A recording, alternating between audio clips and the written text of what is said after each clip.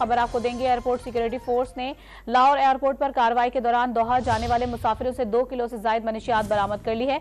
तफसीलात हासिल करेंगे डॉन न्यूज के नुमाइंदे सैयद वसीम से। सैयद वसीम, बताइएगा क्या तफसीलात है इस हवाले से और क्या मालियत है इस मनशियात की?